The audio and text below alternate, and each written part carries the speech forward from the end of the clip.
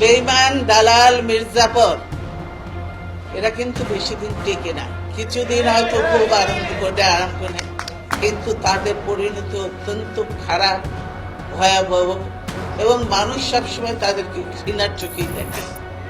তাই বলবো, বেঈমানি করে কোনো লাভ হবে না। সত্য গণতন্ত্রের পথে থাকেন। আর প্রশাসনকে বলবো, আপনারা নির্ভয়ে নির্দ্বিধায় নিরপেক্ষ থাকেন। আপনাদের সঙ্গে আমাদের কোনো বিভেদ নেই, বিরোধ নেই, বিবাদ নেই, এবং আপনাদের যেই ক্ষমতায় আসবে তাকে অবশ্যই এই প্রশাসনকে সত্যিকারে দেশের এবং জনগণের কল্যাণে কাজ করতে হবে, এবং সেভাবে কাজ করে যাবে। আপনাদের কেউ কোনো ক্ষতি করবে না। এই আওয়ামী লীগের মিথ্যা প্রচারণায় বিশ্বাস করবে না যে বিএনপি ক্ষমতায় আসলেই আপনাদের চাকরি যাবে। এটা সম্পূর্ণ মিথ্যা কথা, আওয়ামী লীগের বানানো কথা, অপপ্রচার এবং ক্ষমতায় থাকার একটা অপকৌশল।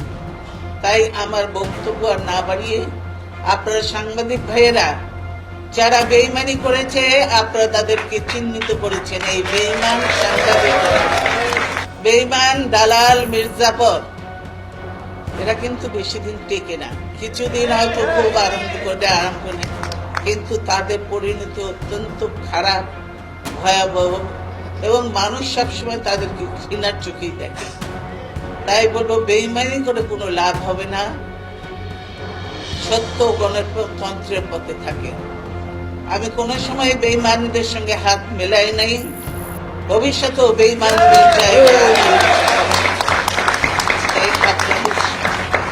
সকলের সাফল্য কামনা করে, আমি জানি আপনারা খুব কষ্টের মধ্যে আছেন। চাকরি হারানো অবস্থায় বহু লোক আছে, প্রতিনিয়ত চাকরি হারছে, কষ্ট পাচ্ছে। আপনারা আল্লাহকে ডাকেন, নিশ্চয় আর বেশি দিন আমাদের নয়, যেদিন সুদিন আসবে এবং আপনারা আপনাদের জায়গা ফিরে পাবেন, ভালো জায়গা পাবেন। এবং সংবাদপত্রের যে স্বাধীনতা শহীদ জিয়াউর রহমান দিয়ে গেছে, বললেও গণতন্ত্র যে দিয়ে গেছে, আইনের শাসন আমরা চাই, নিরপেক্ষ ন্যায় বিচার, এবং প্রশাসন নিরপেক্ষ, সুশাসন দেশে প্রতিষ্ঠা, শিক্ষা, জনগণের কল্যাণ, নারীর উন্নয়ন, এবং সকল ধর্মের মানুষের সমান অধিকারে আমরা বিশ্বাস করি, এবং সকলকে নিয়ে আমরা বাংলাদেশকে গড়তে চাই, এবং বাংলাদেশকে সামনের দিকে এগিয়ে নিয়ে যে পৃথিবীর বুকে অনেক উচ্চ আসনে বসাতে চাই। আপনাদের সকলকে ধন্যবাদ জানিয়ে আমি আমার বক্তব্য শেষ করছি। আল্লাহ হাফেজ। বাংলাদেশ জিন্দাবাদ।